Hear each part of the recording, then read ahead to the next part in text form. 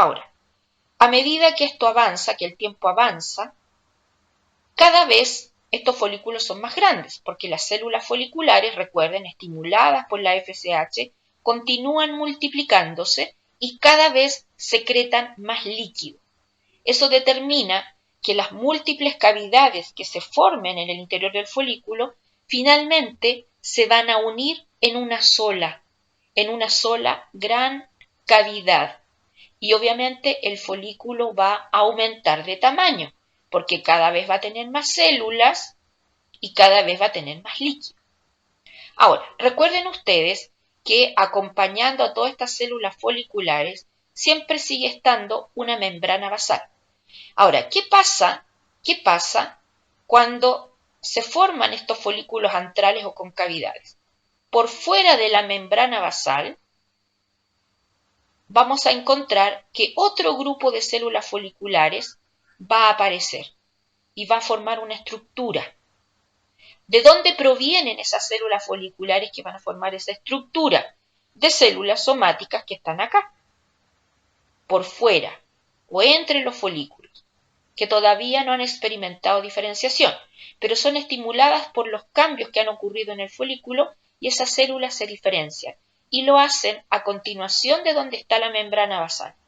A ese grupo de células que van a formar una capa, que primero es muy incipiente, después es muy estructurada, se le va a denominar teca folicular, y aparece, ¿no es cierto?, en los folículos antrales, secundarios, y se mantiene presente por fuera de la membrana basal en los folículos que vamos a denominar, también son antrales, pero los vamos a denominar maduros. También se les llama terciarios o también se les llama folículos de De Graaf, en honor al apellido de un señor de Graaf, ¿ya?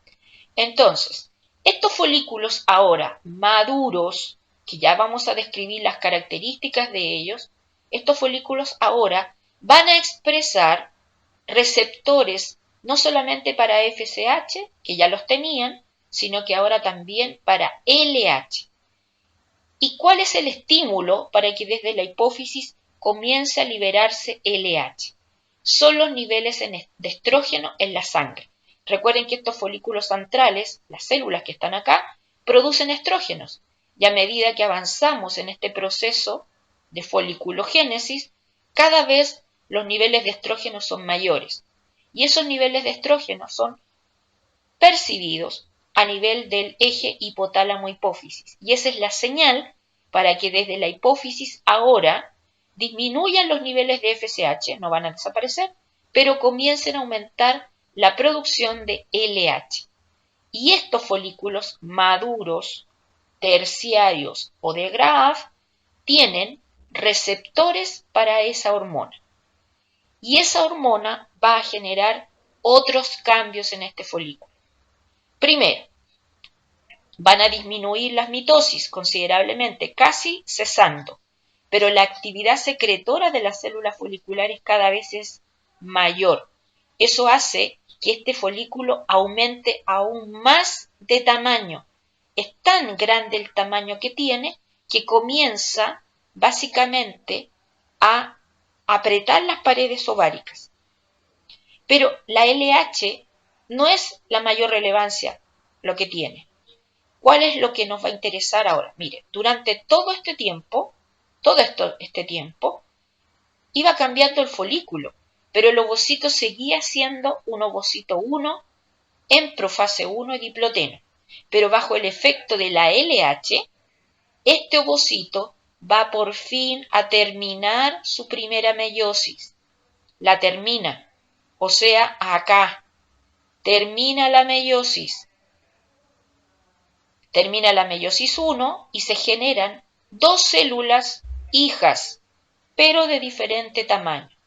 Una célula muy pequeña que lo único que contiene es material genético, porque recuerden que estamos en una meiosis, y contiene la mitad del material genético que tenía la célula que le dé origen. A esta célula, que no va a tener ninguna otra utilidad que no sea eliminar material genético, se le va a conocer como polocito 1 o como dice acá, primer cuerpo polar o corpúsculo polar. ¿Cuál es la que nos va a interesar? Esta. Esta va a seguir siendo una célula de la línea germinal. Va a tener la mitad del material genético de la célula que le dio origen, pero va a contener todos los elementos del citoplasma necesarios para que esta célula sobreviva. ¿Cómo le vamos a denominar a esta célula de gran tamaño y que continúa este proceso? Ovocito 2 u ovocito secundario. Y este ovocito, por lo tanto, ahora es una célula que ingresa a su segunda meiosis. Tiene una profase y llega a una metafase. Aquí llega la metafase debido a los cambios experimentados por la LH. Estamos en la metafase y este ovocito, ¿no es cierto?, está acá, contenido en este folículo, que ha experimentado cambios debido a la actividad de la LH. Y no solamente esos cambios, ya vamos a mencionar que otros más.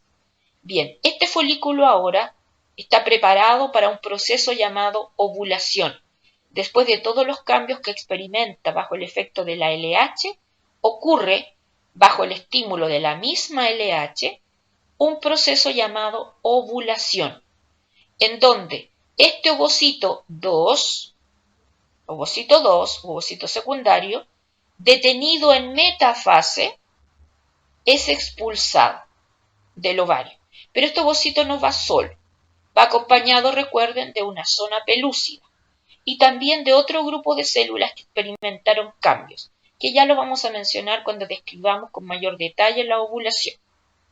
Bien, ahora, este ovocito va a ser capturado por las fimbrias de la trompa de Falopio, ¿ya? O trompa o tubo uterina, va a ser movilizado por la musculatura que está en esta trompa, porque el ovocito no se puede mover por sí mismo, y va a ser transportado por la trompa o tubo uterina, hasta que logre encontrarse con espermatozoides, en caso de que haya existido cópula, ¿y no es cierto?, o inseminación, y existan efectivamente espermatozoides en el tracto reproductor femenino. Entonces, en el caso de que eso haya ocurrido, se va a producir un proceso embriológico llamado fecundación. La fecundación implica que un espermatozoide debe ingresar al interior del ovocito, debe ingresar al citoplasma del ovocito. Y en ese momento, cuando eso ocurre, va a pasar lo siguiente. Se va a reanudar esta meiosis, se reanuda la meiosis 2, porque recuerden que el ovocito fue ovulado en metafase 2. Entonces, debido a la actividad del espermatozoide en el interior del ovocito, este ovocito reanuda esa meiosis y evidentemente la termina. ¿Qué va a ocurrir? Nuevamente vamos a tener dos células, pero una que solamente contiene material genético, por lo tanto no tiene ninguna actividad posterior. Le vamos a denominar a esta célula pequeña polocito 2 o cuerpo polar secundario.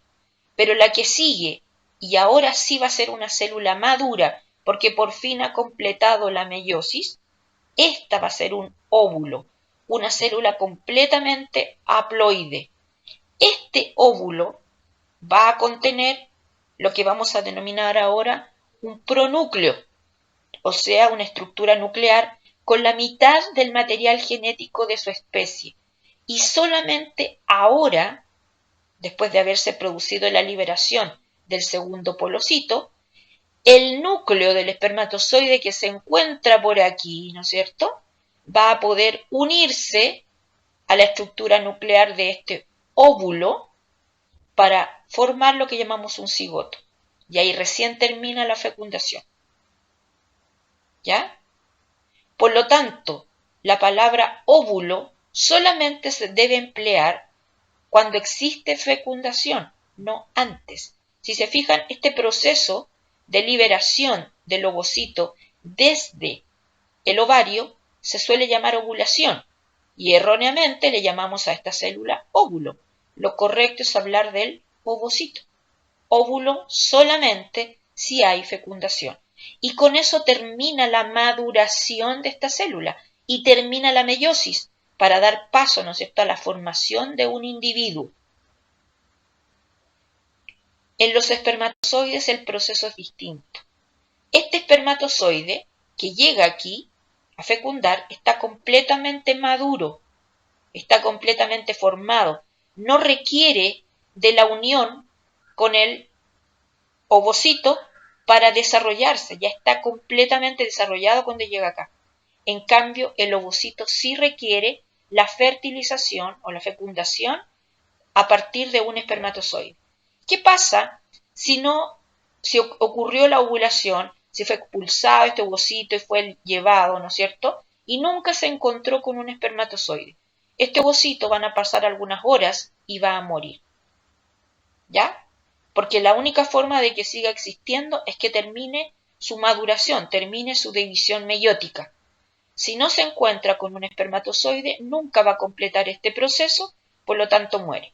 Ahora, los espermatozoides pueden permanecer vivos bastante tiempo, por lo menos unos 3 días se ha calculado que eventualmente podrían incluso sobrevivir en el aparato reproductor femenino. Entonces, si por alguna razón no había existido la ovulación, pero hay una ovulación posterior, sí podría haber fertilización, no necesariamente el mismo día. No es lo común, se han hecho cálculos al respecto, ¿ya? Porque la mayoría de los estudios se hacen in vitro, por lo tanto no hay absoluta certeza de muchos de estas descripciones que estoy haciendo. Bien, entonces acá tenemos en general este proceso. Bueno, a lo mejor alguno de ustedes se preguntará, bueno, ¿y qué pasa con estas células chiquititas? Nada, se cree, porque se han estudiado en distintas especies, que este polocito que está acá eventualmente podría volver a dividirse, ¿ya? Pero no sirve de nada porque estas células van a morir. El espermatozoide no va a penetrar estas células, para nada, porque estas células son carentes de organelos intracitoplasmáticos. Por lo tanto, si por alguna razón, cosa que no se ha comprobado, ya algún espermatozoide fertilizara a uno de estos, o sea, ingresara acá, no hay ninguna posibilidad de sobrevivencia, porque los espermatozoides contienen básicamente material genético, casi no tienen organelos. Entonces, como no voy a tener organelos ni aquí en el espermatozoide, esto no tiene ninguna posibilidad de que siga sobreviviendo. Ahora, repito, no hay estudios que avalen que efectivamente un espermatozoide pudiese ingresar acá, porque esta célula no tiene citoplasma. Es una estructura nuclear con una membrana, eso es todo. ¿Bien? Entonces, por lo tanto, estas células llamadas polocitos, tanto el 1 como el 2, son solamente células que permiten desechar material genético, porque recuerden que los gametos deben ser haploides, o sea, deben tener la mitad del material genético para que al momento de unirse, nuevamente se recupere la diploidía de la especie. Bien, aquí tienen resumido todo esto.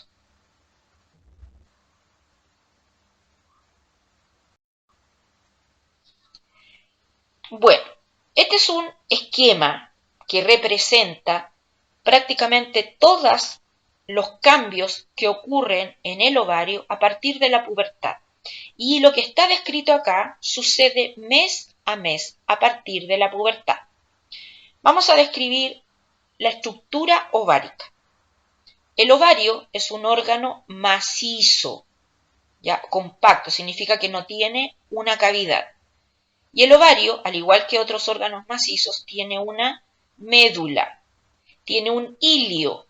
El hilio es el sector por donde ingresan o salen estructuras principalmente de tipo vasculares. En el interior del ovario, hacia la zona medular, estas estructuras vasculares tienen ramificaciones. Bien, ahora, todas estas estructuras vasculares están rodeadas por tejido conectivo de tipo laxo. Esos son los componentes de la médula ovárica. Ramas de vasos sanguíneos más tejido conectivo laxo. Bien, rodeando la médula, todo este sector que está acá se denomina corteza, todo. ¿Y qué vamos a encontrar en la corteza? Acá a partir de la pubertad, vamos a encontrar todos los tipos de folículos a los cuales yo he hecho mención. Pero además, vamos a encontrar una estructura que se forma exclusivamente después que ocurre el proceso de ovulación. ¿Y cómo se llama esta nueva estructura? Que el requisito para que se forme es que haya ocurrido la ovulación. Se llama cuerpo lúteo. Entonces, los diferentes tipos de folículos más el cuerpo lúteo se alojan en la zona cortical del ovario. Bien, ahora, al conjunto de folículos ováricos más el cuerpo lúteo, a todo el conjunto de todas estas estructuras, se les conoce como el parénquima ovárico, porque es aquí donde ocurren las funciones importantes y principales del ovario. ¿Cuáles son las funciones ováricas? Formar, finalmente, células de la línea germinal, ¿no es cierto? Producir los cambios y permitir que salgan del ovario, generar gametos, finalmente. Pero por otro lado, recuerden que teníamos células que producían hormonas. Entonces, la otra función de la gónada femenina es producir hormonas femeninas. ¿Y dónde ocurre eso? En los folículos y en el cuerpo lúteo. Por lo tanto, en conjunto se le conoce como parénquima a todas estas estructuras. Ahora, pero todo esto está rodeado por tejido conectivo. Un tejido conectivo distinto. No es clasificable como los tejidos conectivos que nosotros hemos mencionado en algún momento. Al tejido conectivo que está aquí se le va a denominar en conjunto estroma ovárico. Es una denominación funcional, no estamos clasificándolo, no estamos diciendo si es laxo o es denso, ¿ya? De hecho, recientemente se le ha dado una clasificación, pero sí estamos mencionando sus características funcionales. Cada vez que nosotros hablamos de estroma en algún órgano, nos referimos al conjunto de tejidos secundarios, o sea que tienen una función de soporte más que todo en el órgano en el cual lo mencionamos, para diferenciarlo del parénquima, que es una clasificación funcional, pero referida a las estructuras que cumplen la función principal de ese órgano. Entonces acá, en la corteza, nosotros podemos hablar de parénquima y estroma ovárico. ¿Ya? Bien. Ahora miren.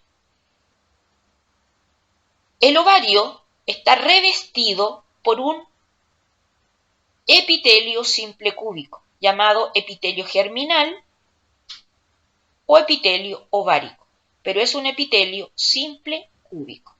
Inmediatamente por debajo de este epitelio germinativo vamos a encontrar también una capa de tejido conectivo, también muy raro y muy especializado. Este sí que no es clasificable, para nada. Muy celular, con células de variadas características que está todavía en estudio, pero a la estructura que se forma debajo del epitelio ovárico se le va a denominar túnica albuginea, que en el caso del ovario es extremadamente celular, ¿ya? Porque después lo vamos a comparar con lo que ocurre en el testículo. El testículo también hay una túnica albuginea, pero tiene características diferentes. ¿Bien? Entonces tenemos un epitelio ovárico, bajo él tenemos la túnica albuginea y debajo de la túnica albuginea ya comenzamos a hablar de la corteza ovárica y sabemos lo que hay en la corteza. En la zona más profunda o interna del ovario, la médula ovárica.